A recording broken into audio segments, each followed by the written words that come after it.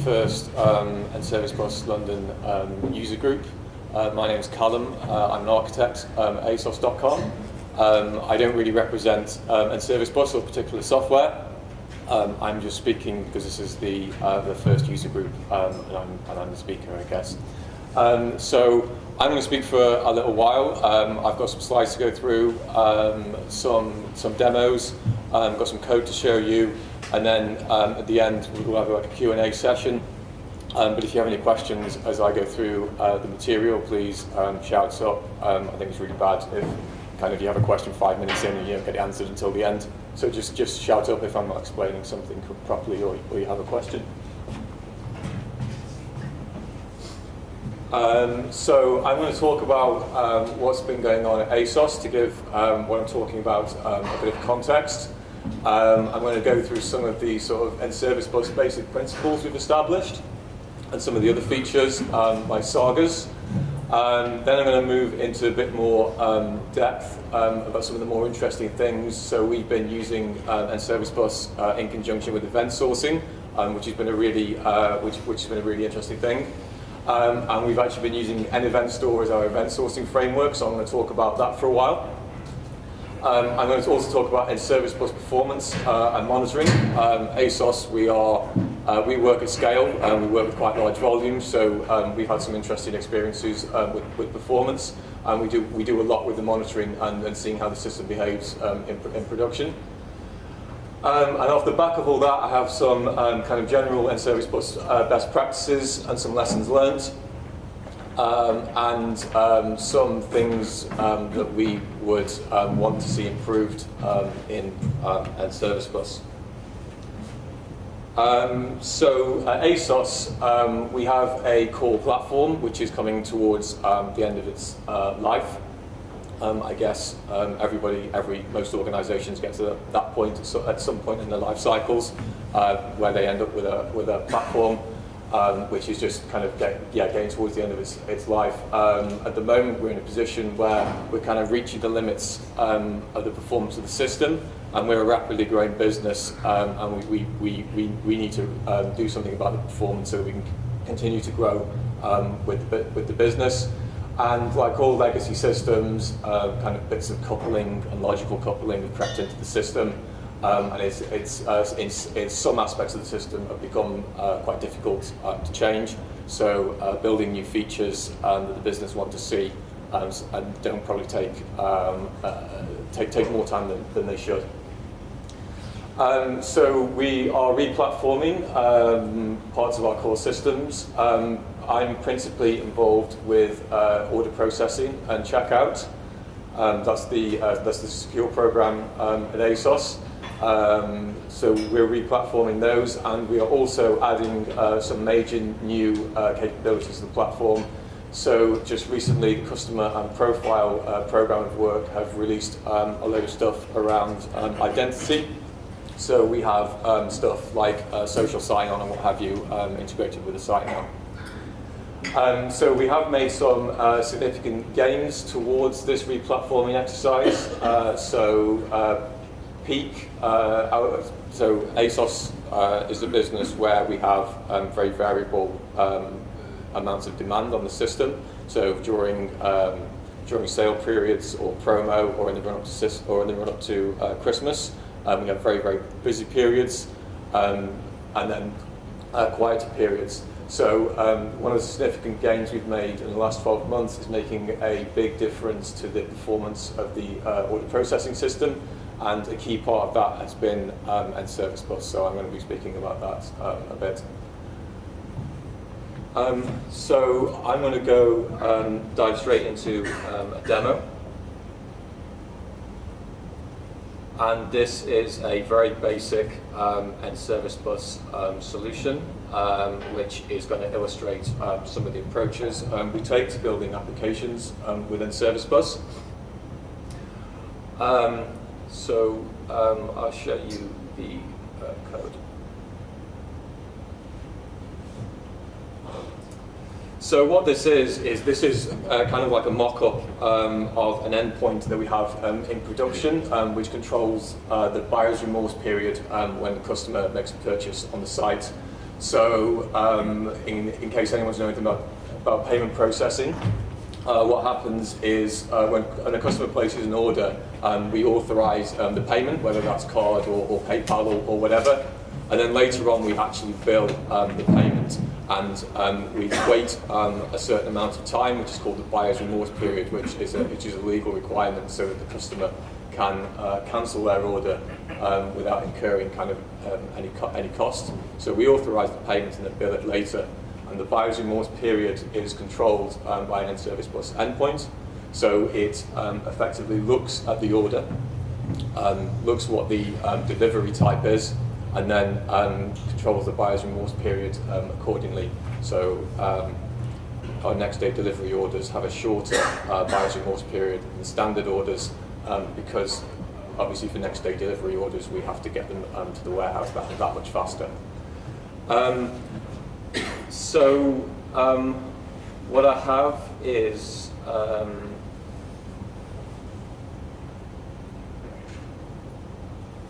have two windows. I have an in-service bus endpoint, which is the one with the little blue in-service bus symbol, and that's sat there waiting for messages. And I have a console application, which is I've bootstrapped in-service bus into. And the console application is masquerading as the main kind of order processing endpoint. It's going to publish message or simulate the publication of messages, and the buyer's remorse period is going to subscribe to that. So if I'm going to enter an order ID, so 123, and I'm going to publish that message, and then you can see the buyer's remorse endpoint has subscribed to that message. And in this case, I've modified the code so that we've set the buyer's remorse timeout to 15 seconds instead of the 15 minutes it would be in production. So I want to demonstrate the what's going on sort of without waiting long. Get that out of the way. So what happened? So the orders endpoint published the order accepted message. The buyer's remorse endpoint subscribed to the order accepted message, and then basically looked into a database, looked what type the delivery type was, and then basically set a buyer's remorse period. And then later on, we used the feature, the in-service bus timeouts. So we got a timeout after 15 seconds, and it published the buyer's remorse period expired, which was subscribed to by the other application. And as you can see, we've had the order accepted for order ID 1234, and then the buyer's remorse period expired for order ID 1234. So quite straightforward, kind of quite basic and service bus stuff, but in the code it demonstrates some nice things.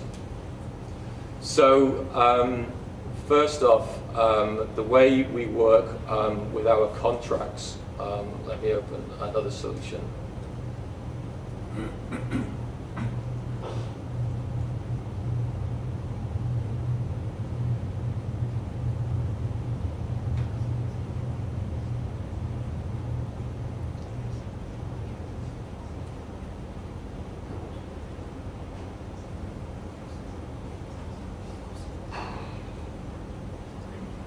My laptop is having a moment.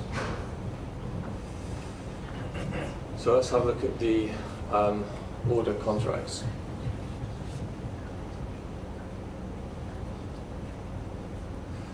So what we have here is basically a standalone assembly.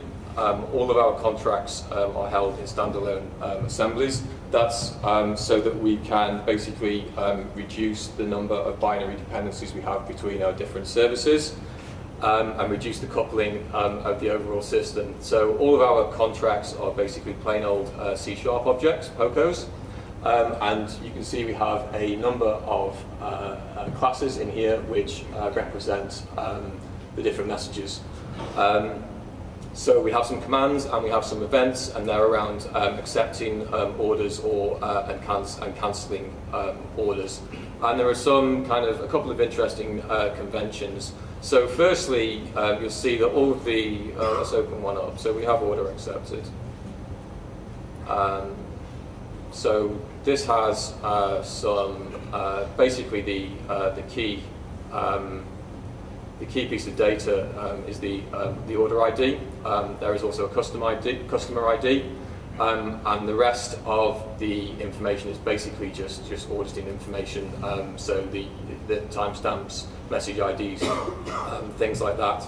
But one of the big, well, not necessarily a big thing, but one of the useful things we do is basically we suffix our class names with a version identifier, because the contract versions aren't really equivalent to assembly versions or binary versions, so we try and completely separate the two. So it would be quite challenging if you had a situation where you try to version your contracts with assembly versions, because different endpoints or different solutions are going to be working with different contracts, and they're going to have different binary versions, and trying to kind of evolve a contract. So if we just had an order accepted contract with assembly version 1.0, and then we had order accepted and we wanted to add in some extra information, and we had assembly version 1.1, that wouldn't really work, because you have two endpoints and they may still be on an old version of the assembly, and they basically would be on different contract versions. So what we do is we suffix all of our contracts with a version ID. So that way, into this solution, I can very easily add an order accepted version 2, and I don't basically break anyone, which is quite a useful kind of pattern to have. And we basically apply that everywhere.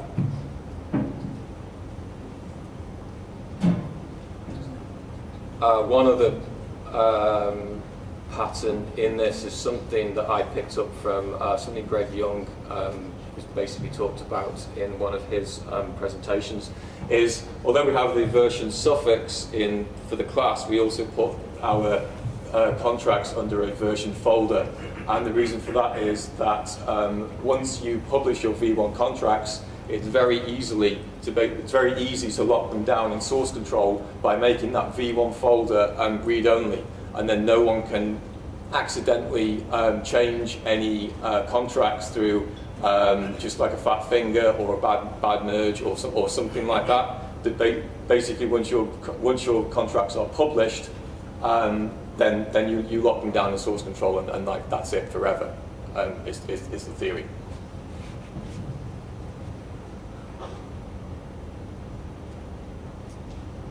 Can I ask a question? Yeah, sure. What's the value there of having an interface as well as a pass to the command, the event? So this is something that basically this isn't an ASOS thing. This is something I've picked up from general and service bus best practices. So commands should be. I have an I command, but I don't have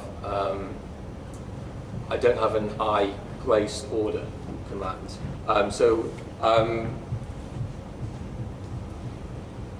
This is just a general and service bus best practice in that the commands should be classes and events should be interfaces. But you do need, at some point, a concrete implementation of your interface so that you can actually instantiate that event and publish it. Now, with the reason that events are applicable, the reason that interfaces are applicable to events is when you subscribe, you can get polymorphic behavior to the different events. So you can publish an event which implements several interfaces, and your subscribers can subscribe to a particular one of those interfaces, and the subscriber only gets the interface that it's interested in, and not the rest of the information that comes with it. So it's about polymorphism with when you're publishing events, and I'm going to come into that a bit later, because some aspects of that dovetail very nicely into event sourcing. Does that make sense? Well, I thought the reason an interface doesn't have to be a concrete, because then service bus allows you to initiate like a concrete class, but actually create a concrete class with an interface. We do that for it. Yeah, there is some code in there that we just have the concrete implementation there just because it's like free. It's easy to do.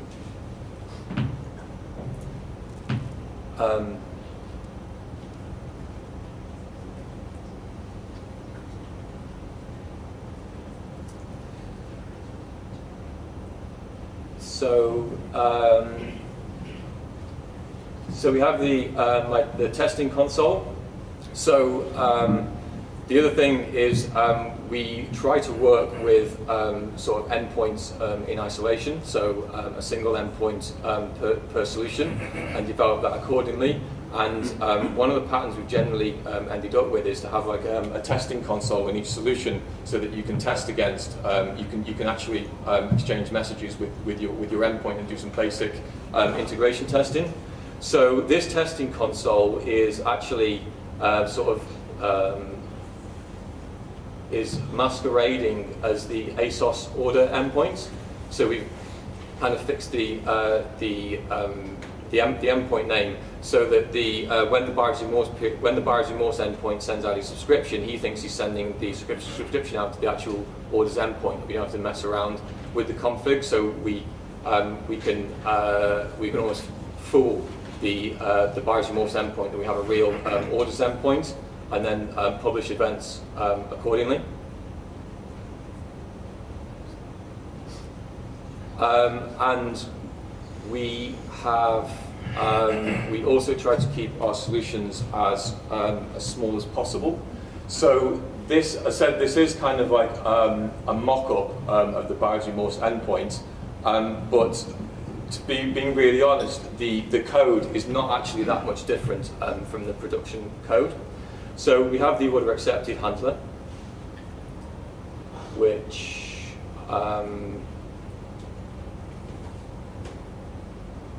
has some dependencies injected, and all this is really doing is it gets the shipping method ID from a data store, and then it basically gets the buyer's remorse period from a shipping method business object based off the shipping method ID, and then basically requests an end service bus timeout.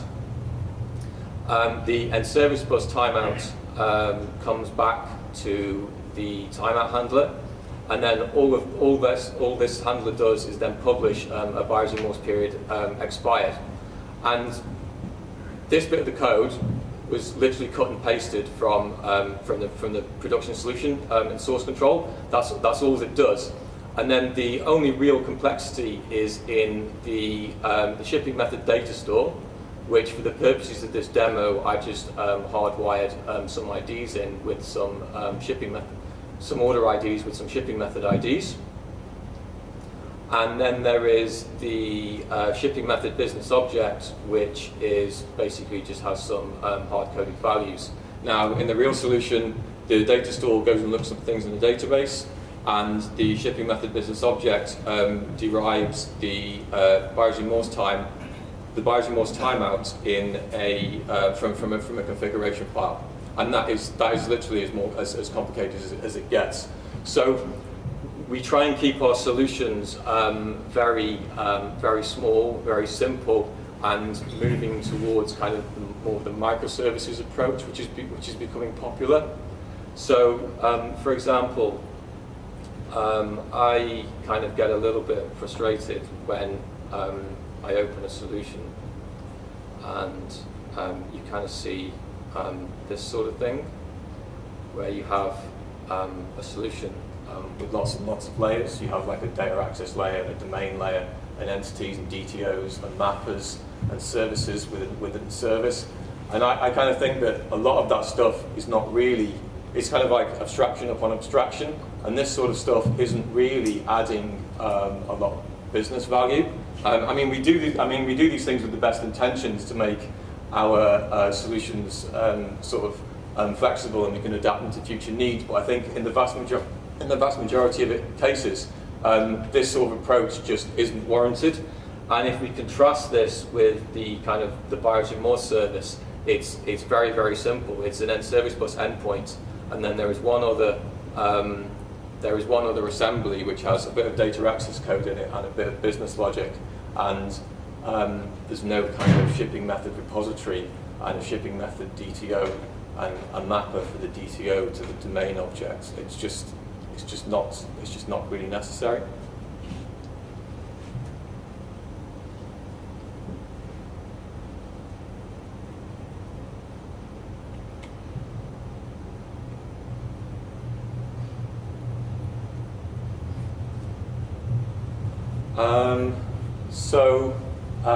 Just to recap, we have one endpoint per solution, and we try and keep it as simple as possible, so that we avoid all that unnecessarily layering.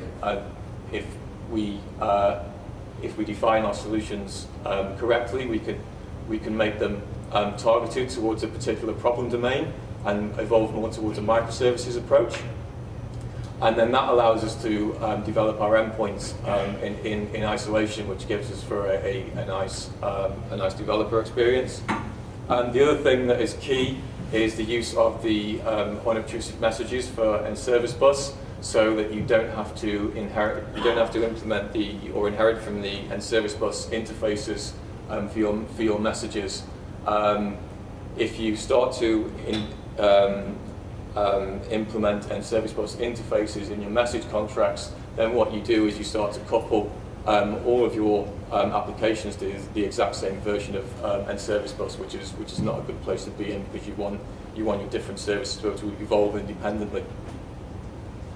And recapping on the contract assemblies, we had zero dependency assemblies. We version the contract classes, so the order v1 kind of convention with the suffix, and we distribute those contract classes via NuGet, so we have a really sort of friction-free method of distributing those contracts, and we have an internal NuGet feed at ASOS to do that. And your own NuGet feed is very, very simple to set up, and if anyone hasn't done so, it's really easy to do. And the final point was unit test. As this is the N-Service Bus user group, I guess I'm telling you stuff you probably already know. But the unit testing framework in N-Service Bus is very powerful. So we can test all sorts of scenarios. So even with this buyer's remorse, which is working around sort of, it's like it's a time-bound operation. The way the N-Service Bus testing framework works is that you can basically use the framework to assert that things happen at the correct time. And I'm sorry, I think I'm looking at the wrong test. Yes, I am.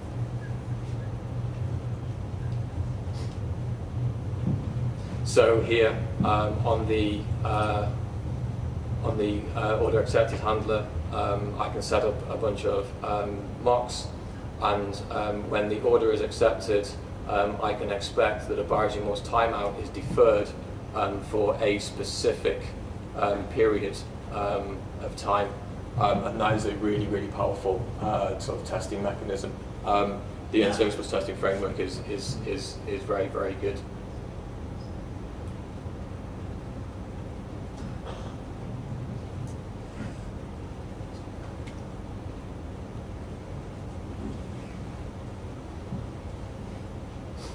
So one of the other features of N-Service Bus is sagas, which is the solution to the sort of long-running business transaction scenario.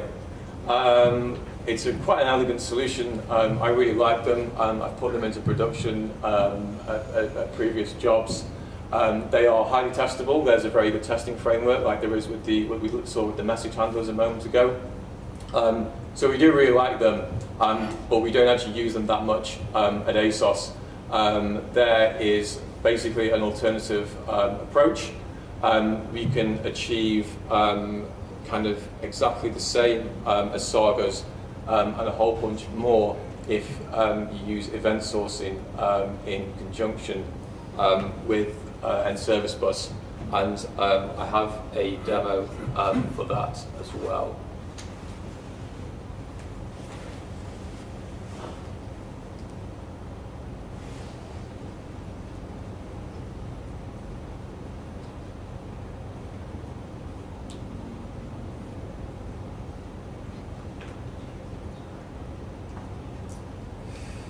So I'm going to stick with the buyers and Morse solution that we saw before.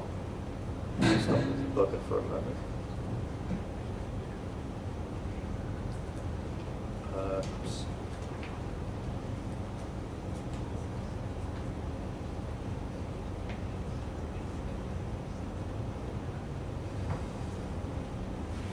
I'm going to get rid of the fake orders endpoint because I'm going to introduce a real one now.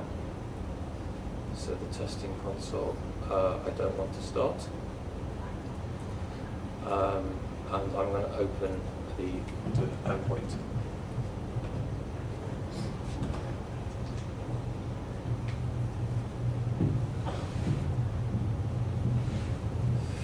So this is another kind of mock-up solution. This isn't actually all that close to our production code because the orders endpoint is kind of at the heart of kind of our order processing platform, and there's kind of quite a bit of complexity in there. So what I have here is a very simple one. So I am going to start the orders endpoint. And I'm going to start the buyers and Morse endpoint.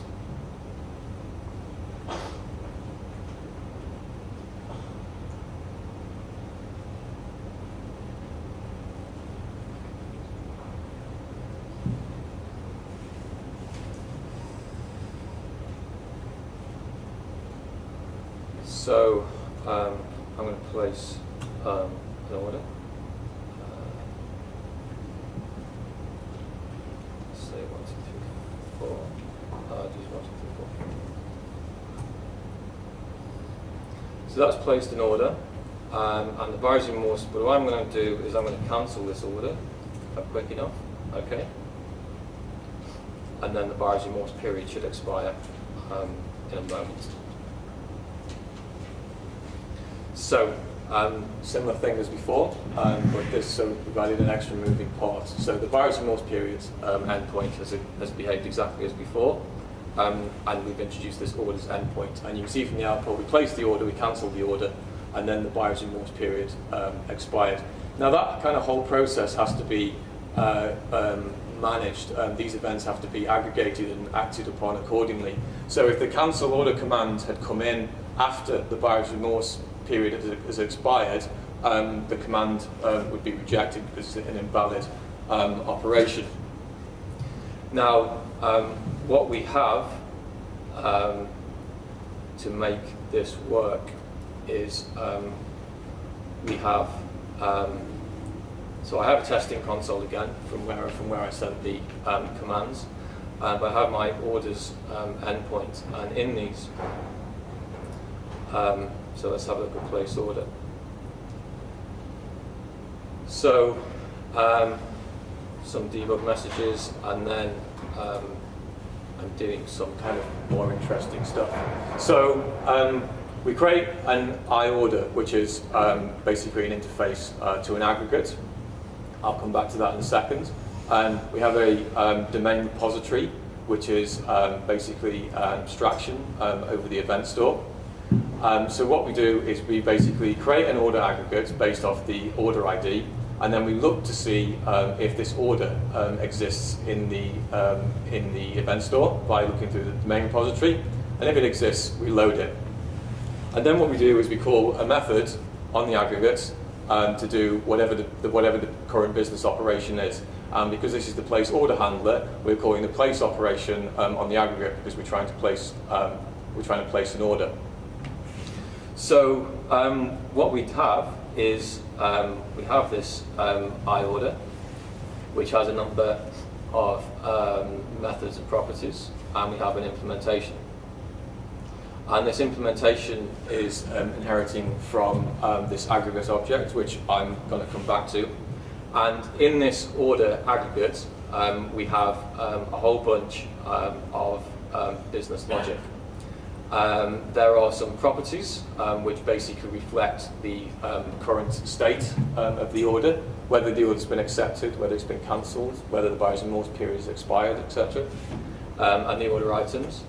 And then we have some operations, and then this allows, these operations basically encapsulate all of our business logic. So we start at the place order, and we can do some validation. This is some very, very kind of simple example validation. So when we place the order, what we want to do is we want to make sure there are some order items, because we can't place an order without any order items. So we check the order items, and if there are missing order items, we throw an exception accordingly. And what we also want to do is we want to guard against accepting an order twice. So if this order has already been accepted, and maybe for some reason we received a duplicate message, I'll kind of talk about duplicate messages a bit later. So we don't want to accidentally generate or accept two orders when there should really just be one. We have all this business logic, and then assuming it all passes, all the business logic passes, we have an order accepted event. And then the order accepted event takes some data, so the order ID, the customer ID, the order items are also added to the order accepted. And then we apply the order accepted event to the aggregate. And what that means is that we have applied an event to the aggregate, and then after we are done with our business logic, we then use the domain repository to save the aggregate as it stands, the current state of the aggregate, to the event store. Now, underneath all of this, and I will dig deeper into the code to show how it all hangs together. Underneath all this, we have an event store, which I mentioned in the introduction. And storing our data is Mongo. We're using the MongoDB provider for an event store, and this is our event store. An event store controls the schema in Mongo, and it creates two collections in the Mongo database: the commits and the streams. So we're now basically sort of knee-deep in the world of event sourcing, and when you're doing event sourcing and you have an event store, you store all the activity for a particular aggregate against a stream, and the key for our streams in this case is the order ID. So what we're effectively doing is every event which happens for a particular order ID gets stored against a particular stream. And for those streams, we have various commits. So the Mongo database was empty when I started. So we have 3 commits in this event store. We have the very first thing that happened, which was that the order was accepted. We don't store commands in the event store, because it's an event store, so you store events. But other than the naming, the reason is that a command can be rejected. So you can never reject an event, because an event is a business fact which has already happened. So you can't kind of deny that it happened. So we store these events in the event store rather than the commands. So we have the order accepted event, and that is followed by the order cancelled event. Then after that, we have the buyer's remorse period expired. So we still need to store the fact that the buyer's remorse period expired, even though we've cancelled the order, because we want to record all events against the order, so that we have but the event store is the book of record for the system, and you want to record all of the events that have happened.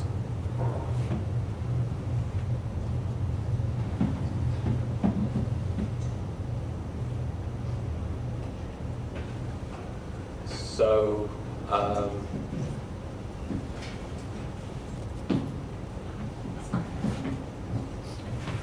I am going to do another one. So just to kind of state the obvious, enter another order ID. This one, I'm going to let the buyer's remorse expired,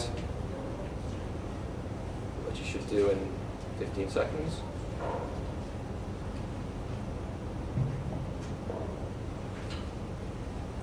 And now, obviously, if I cancel the order, I get an error. So it's fallen through the first level retries and then service bus, and it's gone to the error queue.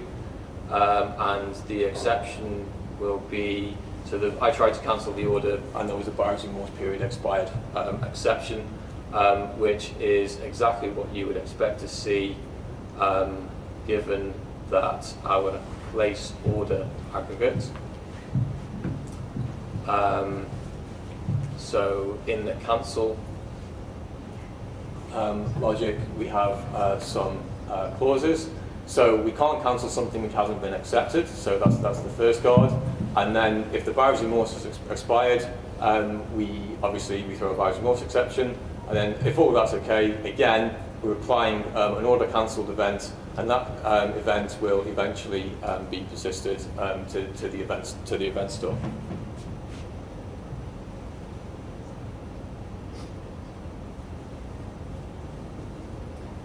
Is this okay so far? Awesome, yeah. So, sorry, let me just make sure I've not missed anything out. So the next piece of the puzzle, well, not puzzle, but kind of a further example. So what we have so far is we have some data in Mongo, which is basically a bunch of events stored as JSON documents.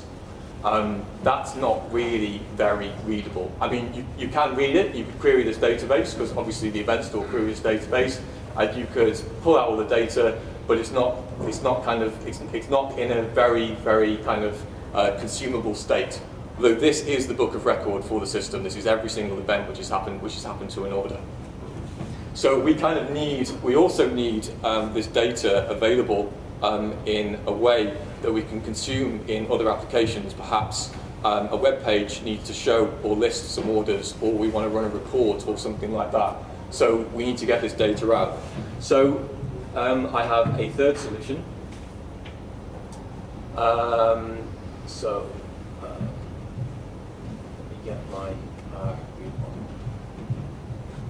So what I have here is yet another endpoint, and this is kind of continuing along the theme of one endpoint per solution with a very tight focus. And this endpoint is basically geared towards, it's still part of the orders service. So we have the main orders endpoint, and now we have kind of like a subservice within that, which is this read model endpoint.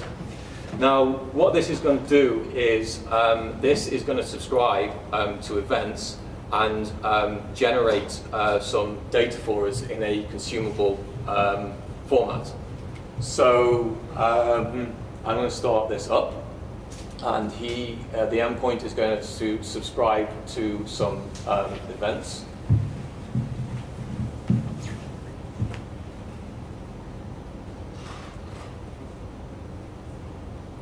So he's good to go. We have the buyer's remorse is still there.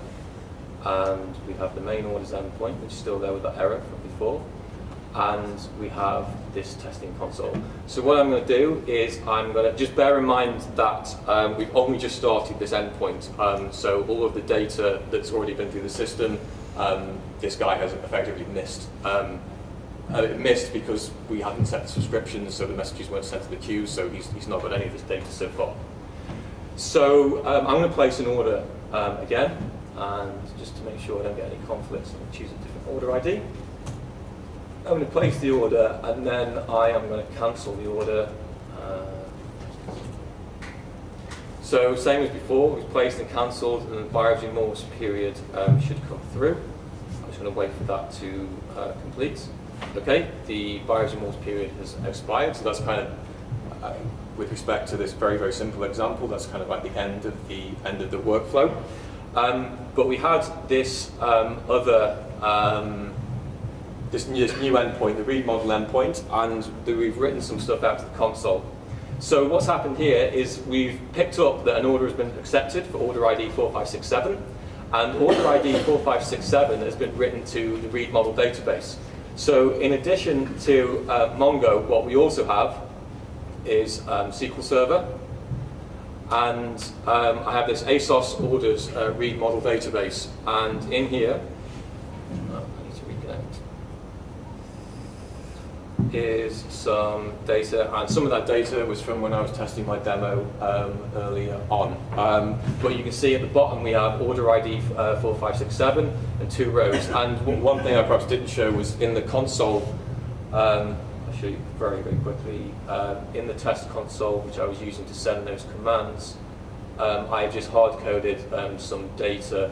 So every time I want to place order, I'm just adding 2 kind of generic order line items, because these are the order items, so it's just like a product ID, a description, and a price, and a quantity, and there's the same one coming with every command.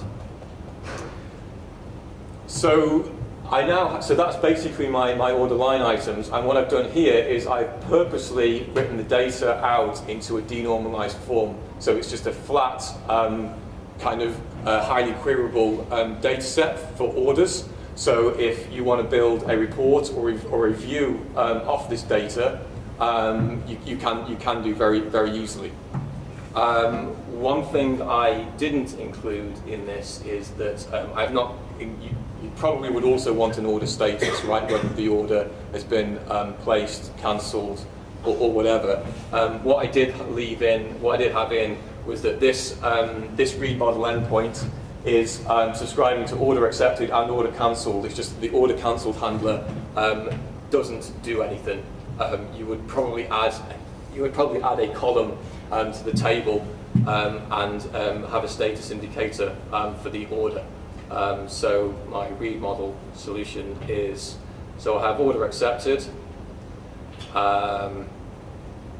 and if anyone can't see the code at any point or wants to dwell on any code, just please shout. So I have my order accepted handler, write some stuff to the console, and then I have an order data store, and I have an order DTO, and I just write the DTO to the data store.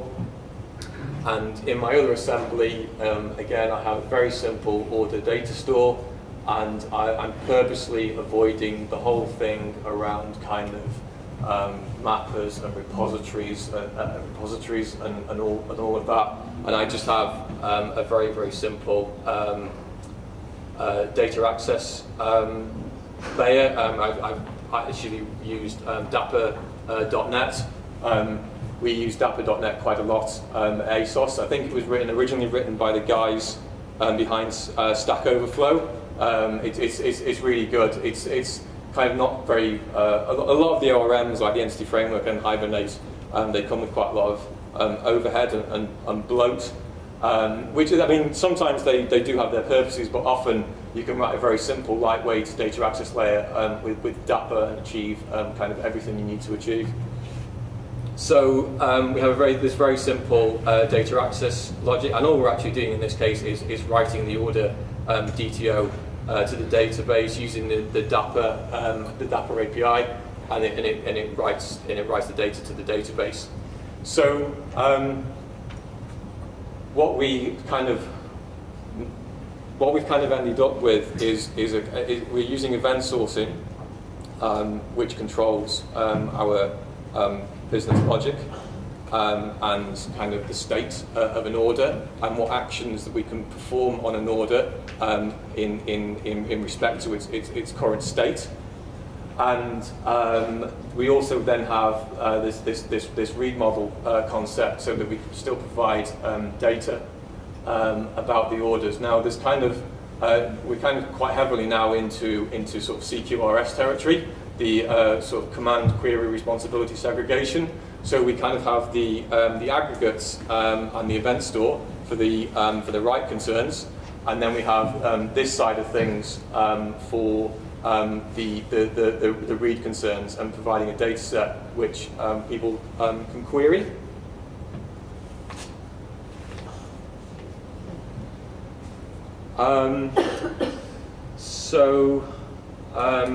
Sorry, Yeah. ask you a question? Yeah.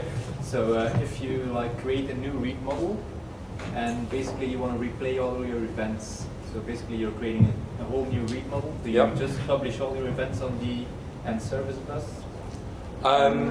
There are multiple ways of skinning of solving that problem. You could wire up an end service bus endpoint, but what you would have to do is you would have to use the nEvent store API to query all of the events and then just publish via end service bus. That would work and it's totally viable. I think that would perhaps be overkill a little bit, because for me, if you just want to catch up, the whole point about the publishing events is that you want to send the events out there to any to any subscribers who are interested, and that actually was probably several subscribers, and that's why you would use end service bus. If you wanted purely to catch up on some data, I think you would be better off just to use the vanilla nEvent store API, pull all the events out, read them, and then just write them straight to your data store. Adding end service bus in is just kind of it would work. It would work, but for me, it's adding a moving part which wouldn't give you anything extra. Does that make sense? Yeah.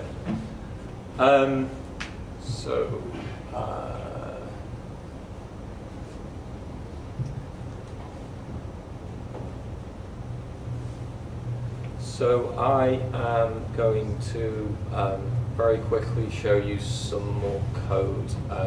So I showed you earlier on we had the order aggregate and that inherits from aggregate.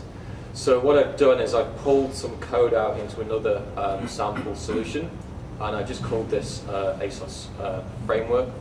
Probably because I couldn't think of anything better. And there is some code in here, and what you can see there is kind of, some of them are kind of helper sort of classes, these extension classes and what have you. So not all of the code is kind of critical, but basically this is our code this kind of provides a bit of a layer of abstraction over the an event store, and provides us with a consistent and coherent kind of approach to dealing with event sourcing. So we have, you saw we had we have this. Sorry, wrong solution. We had no, that was the right one. Sorry, I need to look at the handler. So we have this. We have the domain repository, and we have this this aggregate that we inherit from, and that's kind of it. That's all we kind of need to worry about for all of the individual solutions where we choose to employ event sourcing as the kind of architectural style. So we do have this framework solution to just kind of abstract all of that away, and that is basically it. And we have the aggregate. It is an abstract class. There is quite a bit of code here, so I'm not going to go into all of it in detail. But you can see that there is the apply method where we can apply events to the aggregate. And what that results in is a bunch of uncommitted events associated with the aggregate. And then when you use the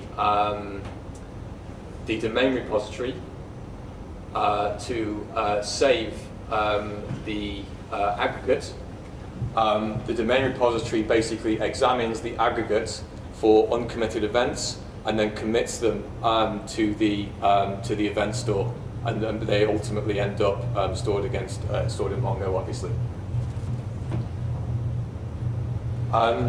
Does anyone want me to drill into this any further? Anyone got any questions on the aggregates or? Why did you choose MongoDB over Cyphers or maybe just to keep the events? Or just We chose MongoDB because it was basically the strategic strategic NoSQL solution at ASOS. So we don't really use. We basically chose Mongo as our NoSQL solution. We don't use Raven or any of the others. We chose Mongo just because we did we examined all the different options out there. Raven was one of them, and we decided that Mongo was the best one that suited our sort of the needs of ASOS as an organisation. And actually, with respect to the event store, it was actually that was a good choice for me and this event sourcing approach, because an event store, the MongoDB provider, it seems to me to be kind of the primary provider for an event store. When there's a new feature with an event store, it seems to be the MongoDB provider which kind of gets released and updated first. It seems to be kind of like the best persistence provider for an event store. So it was kind of like a win-win for me. So your actual database where you actually store hard orders for customers is Mongo, as opposed to just somewhere to aggregate, like an audit trail of all the events. So that's a bit of a difficult question to answer. Because we are in the middle of re-platforming, we're in a little bit of a halfway house at the moment. So all of our orders do go into Mongo, and that is kind of like our book of record for the events against an order. But we are writing the order data still into the legacy database. The legacy database is effectively our read model. So yes, we are writing stuff into Mongo, but then we are also kind of generating this read model, which is our legacy kind of, and it's still for most systems the main database, because we're not completely re-platformed yet. So yeah, we do actually write out to. And that legacy database is SQL Server. And then that'll be deprecated, I suppose. Yes, we are trying to basically decouple everything and kind of break things apart and move away from it. Yes. Yeah. I have a question. Yeah. So are you publishing events to End Service Bus as you save to the event store at the same time? Yes, sorry, thank you for asking that question, because I'd forgotten to cover that bit. Okay, so yes, very, very good question. So what happens, yes, we apply the aggregates, we apply the events to the aggregates, and then we use the domain repository to save the aggregates, and those events are then persisted against Mongo using the n-event store. Now, an event store has a hook where you can basically hook into events as they are being written to the event store. So an event store has this interface, I dispatch commits, and your hook into the hook into an event store is this interface. So we have an End-Service Bus dispatcher, and I'm pretty sure that this is a like-for-like copy of our real code. So the first thing is that we want we need an iBus because we're going to publish. So just one point of note, in continuing the theme that I talked about earlier on of avoiding creating lots of coupling in your application, most of our, or not most, but a lot of our endpoints are using our event sourcing framework.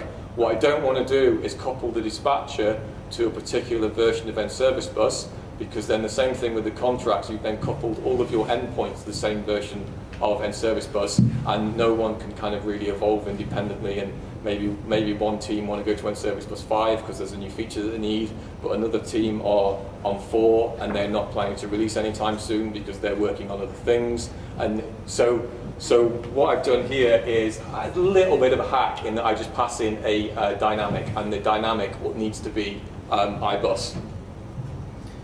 The End Service Bus interface iBus. And so we implement the interface, and there is a single method on the interface, which is the public interface dispatch, and it dispatches the commits. And this is it. So for each event message in the commit, we publish the event message, and I'm passing a stream ID, and I'm going to come back to that in a little while. So publish message is here. What we do is we set some headers, some message headers. So that's the event stream ID and the conversation ID, and I'm going to come back to those as well. There's a causation ID, which I'm also going to come back to in a bit. And then at the end, we basically just do a bus.publish, and that bus, as I said, it is a dynamic to reduce the coupling, but that's iBus. And so we're just doing a basic End Service Bus publish in this dispatcher. So what happens is an event store takes your events, writes them into Mongo, and then once they're successfully written to Mongo, it calls this dispatcher, and then the dispatcher just publishes the message. Yes, and that's how it all hangs together. So they are published exactly like normal End Service Bus events are. It looks up the subscriptions in the Unicast Bus config as per normal, and then just sends them out to whoever's registered for those subscriptions. Am I right in thinking that End Service an event store's mechanism offers you some consistency around ensuring that events are always published in the event of failures without using a distributed transaction? Yes, so an event store uses a two-phase commit pattern. So what happens is, this is, you can see this.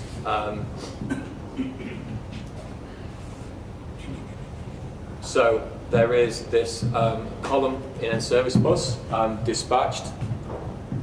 So what happens is an event store writes the event or events to the to Mongo, and then it then basically publishes them, and if the publish is successful, it marks them as dispatched. So when these records are first written, the dispatch flag is false, and so after they've actually been successfully dispatched, the dispatch flag is set to true, and then they're basically, you know, the end event store is done with them.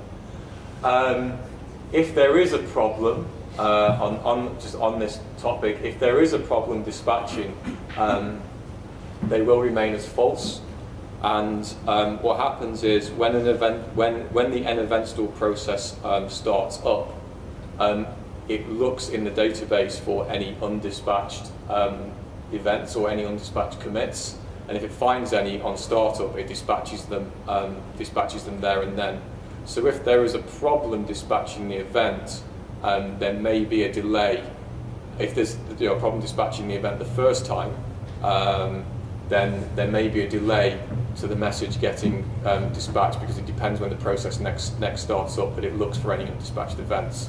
But there are interfaces for dispatch schedulers in an event store, so you can actually work around that quite well. What we've ended up with at ASOS is we've written our own dispatch scheduler, and every hour it basically goes and looks for undispatched events and then dispatches them.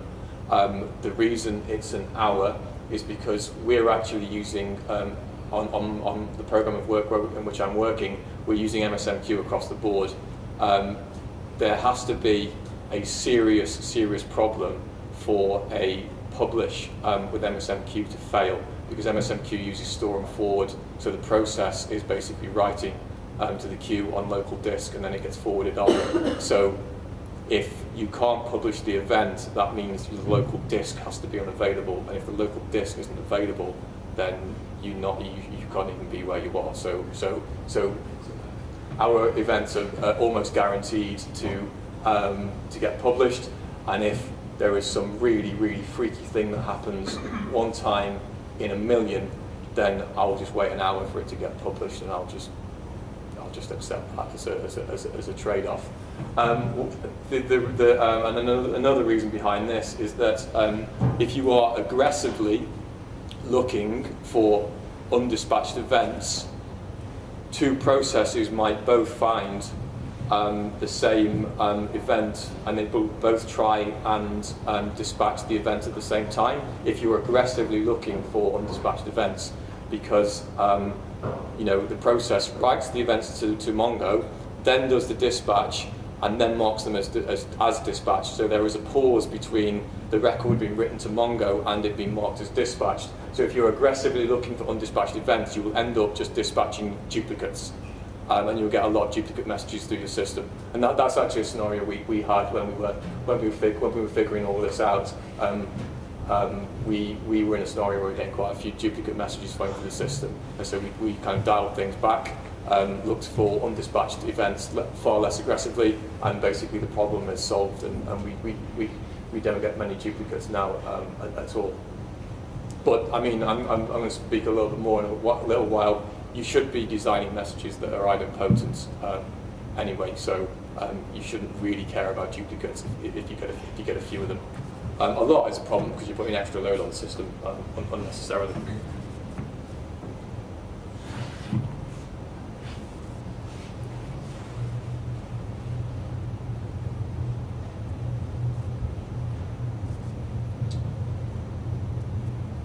Sorry, I never work out how to start from where we were last.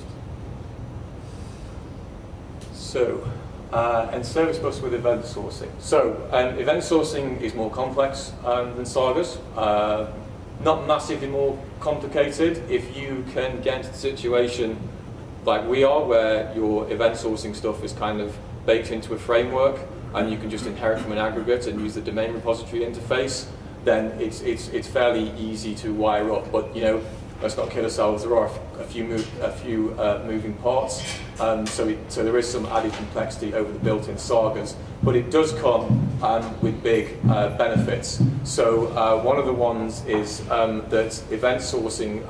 We've talked about idempotent messaging already, but event sourcing is, I don't know whether I'm oversaying things or not, but it's a bit of a silver bullet for achieving idempotency. So you saw earlier on when we were talking about the place order command, and we had that guard against an order being placed twice. When you're using this approach, this event sourcing based approach, you can guard against duplicate messages very, very easily by looking at the state of the aggregate or checking IDs of things, and you can say, have I processed this message before? And if you have, then you just do nothing with it. So it's really useful. Getting to the state where you can have idempotent messaging opens up a whole raft of design options for you, especially around which transports and stuff you can use. As we've already talked about, it facilitates quite complex state management, and you can aggregate your events. So the whole sequence of stuff with the browsing morphs and whether an order can be cancelled. That was a very simple example. But you can see how there'll be lots and lots of business scenarios where there will be quite a lot of complexity with the state of your aggregate, and you can control it all very easily. And one thing I did have actually, I might go back to, was that we had some unit tests for the aggregate.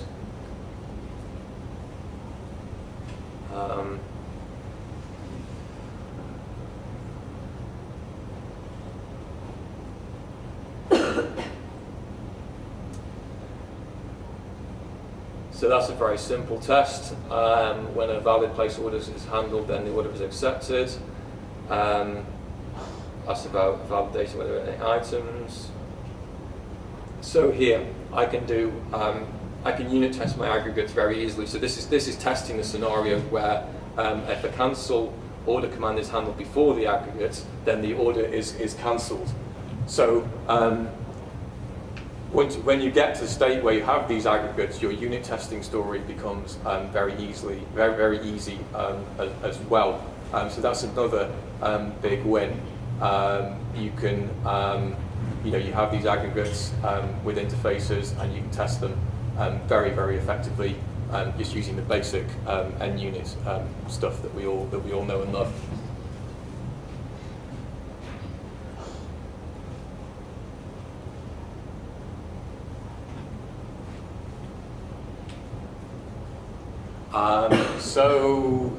Because we have aggregates, then we effectively have domain-driven design. And I think that the sagas and in-service bus, they are a poor man's aggregate. You're trying to aggregate. You're trying to do aggregation in the you're aggregating messages. So that's kind of what you're doing in a saga. But if you go down the event sourcing route with the aggregates, you have a kind of a full-blooded kind of DDD solution, which has obvious benefits.